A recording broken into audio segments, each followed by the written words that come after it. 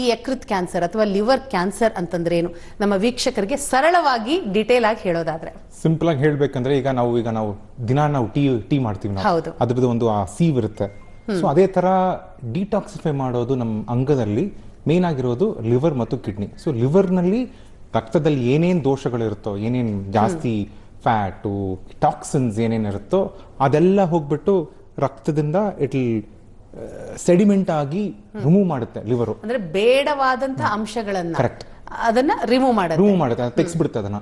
So ಇದು regular ಆಗಿ ನಮ್ದು ಹೇಗೆ ಅಂದ್ರೆ ನಮ್ದು ಸೂವೇಜ್ ಟ್ರೀಟ್ಮೆಂಟ್ ಪ್ಲಾಂಟ್ ಅಂತ ಆಗುತ್ತಲ್ಲ ನಮ್ಮೆಲ್ಲ ಅಪಾರ್ಟ್ಮೆಂಟ್ಸ್ ನಲ್ಲಿ, ಅದೇ ಟೈಪು ನಮ್ಮ ಸೂವೇಜ್ ಟ್ರೀಟ್ಮೆಂಟ್ ಪ್ಲಾಂಟ್ ನಮ್ಮ ಬಾಡಿನಲ್ಲಿ ಇರೋದು ಲಿವರು. ಅದಕ್ಕೆ ಈ ಸೂವೇಜ್ ಟ್ರೀಟ್ಮೆಂಟ್ ಪ್ಲಾಂಟ್ ನಲ್ಲಿ ರೆಗ್ಯುಲರ್ ಆಗಿ ಸೂವೇಜ್ ಹೋಗ್ತಾ ಇದ್ರೆ ಓಕೆ, ಮಧ್ಯ ಏನಾದ್ರೂ ಡೈಪರ್ ಹಾಕ್ಬಿಟ್ಟು ಕಚರ ಹಾಕ್ಬಿಟ್ರೆ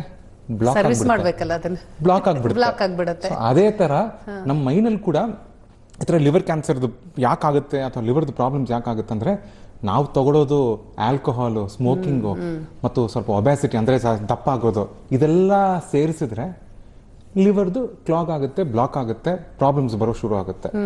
ಅದರದ್ದು ಆ ಕಣಗಳು ಮ್ಯೂಟೇಶನ್ ಅಂತ ಚೇಂಜ್ ಆಗುತ್ತೆ. ಅಂದ್ರೆ ಮ್ಯೂಟೇಶನ್ ಅಂದ್ರೆ ಅದು ಬದಲಾವಣೆ ಆಗುತ್ತೆ, ಅದ್ರದ್ದು ಸೆಲ್ಸ್ ಬದಲಾವಣೆ ಆಗ್ಬಿಟ್ಟು ಒಳ್ಳೆ ಸೆಲ್ಸು ಕೆಟ್ಟದ ಸೆಲ್ಸ್ ಆಗಿ ಚೇಂಜ್ ಆಗುತ್ತೆ.